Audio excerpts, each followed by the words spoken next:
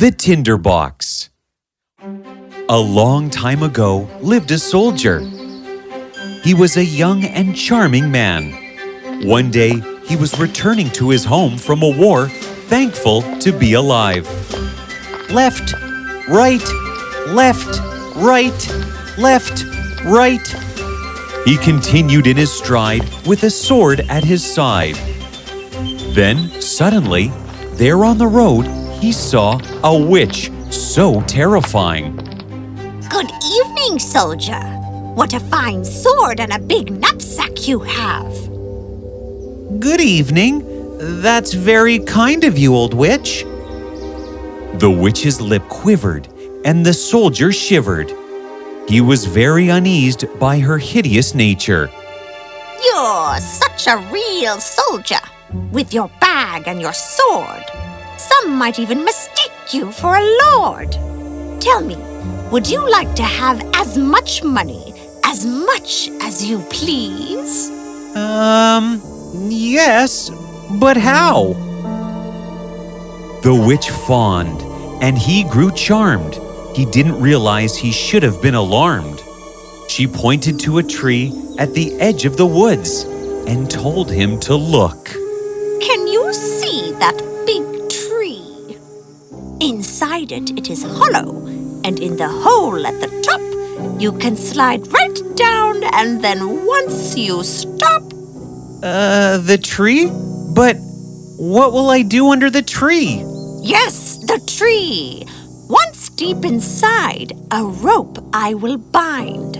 I'll pull you back up once you give me a shout. For inside the tree there is gold, do not doubt. The soldier did doubt, and he raised his brow. There's gold in the tree, but how? The witch began to explain it all. Once you're inside, you'll see a hall. It's lit with lanterns, and so it's quite bright. You'll see 3 doors from the left to the right. Inside the locks, there will be keys. And in the first room, do you know what you'll see? It's a large chest in the center of the floor. But beware of the dog who stands guard at that door. Dog, you say? The soldier was now curious.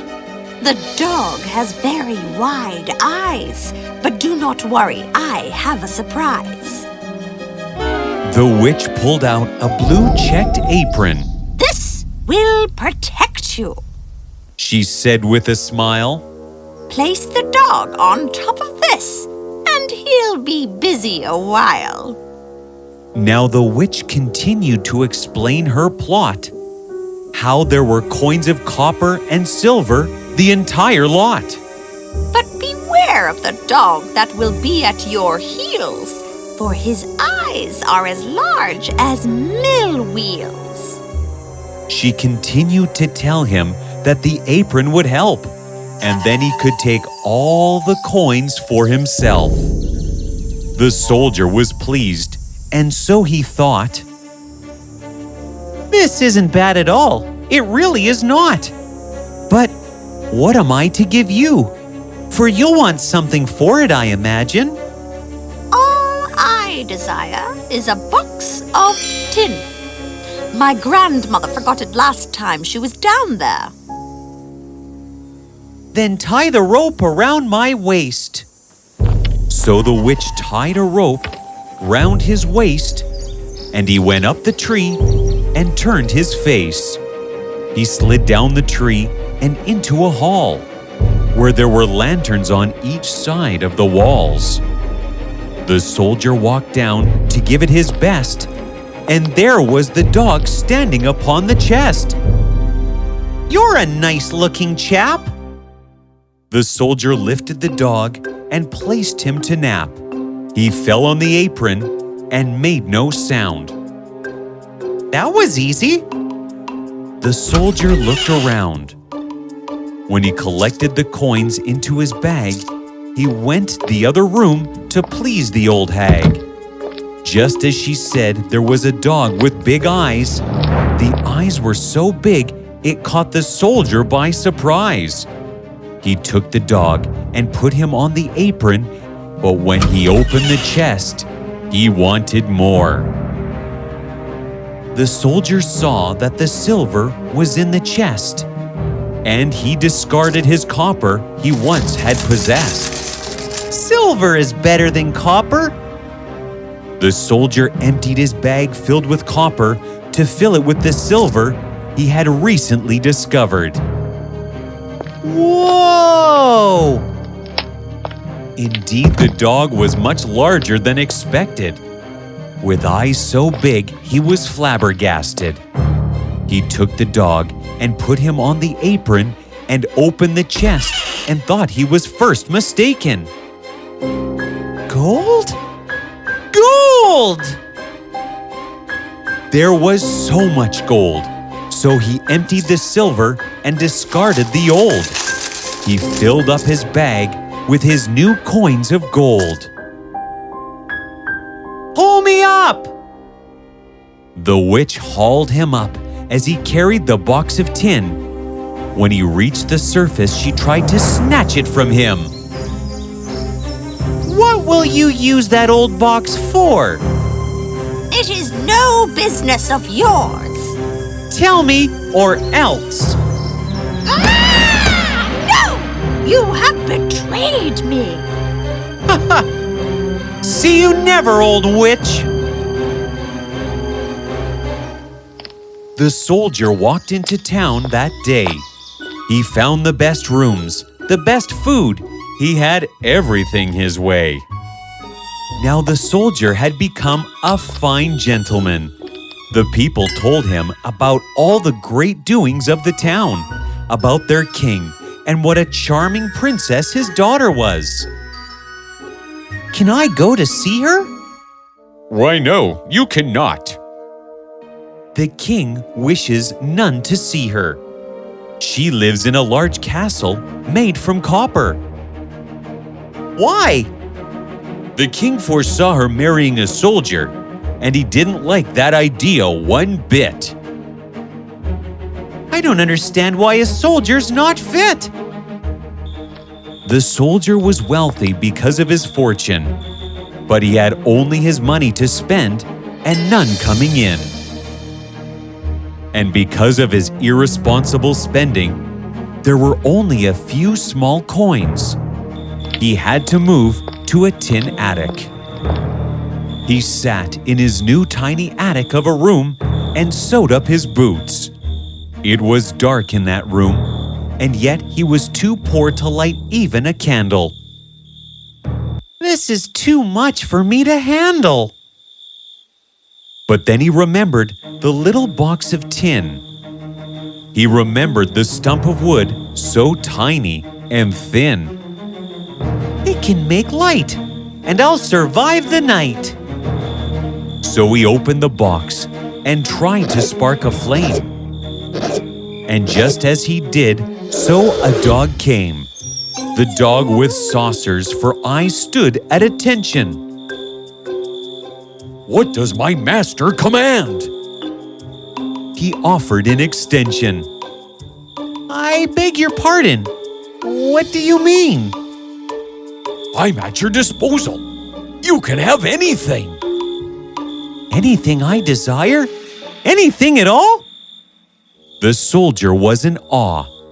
He thought about it and said with glee, Go, dog, and get me money. The dog disappeared, and when he returned, there in his jaw was a bag of coins. So the soldier went back to his old life with diamonds and gold. But he was lonely, so he wanted a wife. I know it's the middle of the night, but I wish to see the princess. I want to see that sight. And before the soldier could even blink, the dog was back in a wink. There on the floor, the princess lay sleeping, and the soldier was very happy. The very next day, after that soldier's scheme, the princess woke up and said she had a dream. What kind of dream? There was a dog and a soldier, it seemed, and while I slept, he kissed me. Quite a dream, and a dream nothing more. The king furrowed his brow in concern. He then posted a lady's maid to watch over the child to see if it was a dream or a scheme. The soldier longed to see her once more, so he told his dog to bring her henceforth. The dog grabbed the princess in a blink of an eye, but he didn't know the maid was a spy. She pulled on her boots and chased him down and followed him to a house in the town. Now that I know this is not just a dream, I'll do what I can to keep her from their scheme. I'll draw a cross of chalk on their door. And the maid went and did that, and we know what for. And when the dog saw her clever plan, he drew crosses on every house. That was his plan. Early the next morning, the king and queen, the old lady in waiting, and all the officers came to see where the princess had been. Is that it? Is it there, in that inn? No, it's over there, my dear husband. There were so many crosses on every house. It confused all of the soldiers and guards. They began to shout. But the queen was clever and had sewn a bag of grain on her daughter's back. The grain trickled out to reveal where she had been held. There she is. The queen pointed to the grain trail, and the guards went inside. There they arrested a man who was trying to hide. For his crimes, he was sentenced to death. And before he went, he breathed one last breath. It's the custom to let a sinner have an innocent last wish. I would like to have a bonfire. Now the king wouldn't deny him that.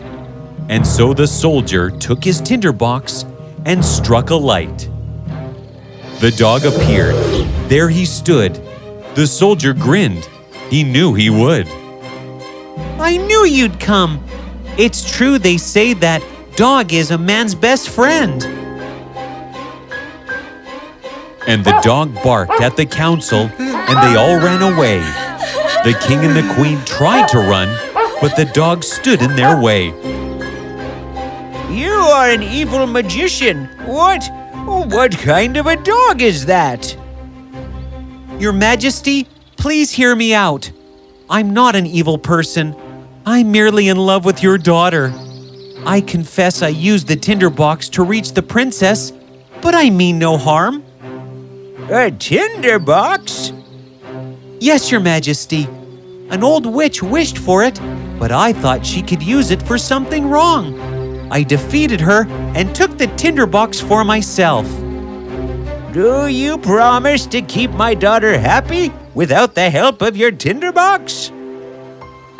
The king and queen saw real love in his eyes. The princess smiled, for she thought he was quite the man. She was impressed by his bravery. Do you promise to keep my daughter happy without the help of your tinderbox? I will be her tinderbox. I will work hard and fulfill her every wish. I will destroy this tinderbox this very instant.